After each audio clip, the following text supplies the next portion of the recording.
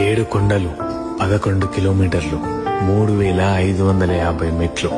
ఎంతో నిరీక్షణతో ఇవన్నీ దాటితే అక్కడుంటుంది ఒక ఆనంద నిలయం.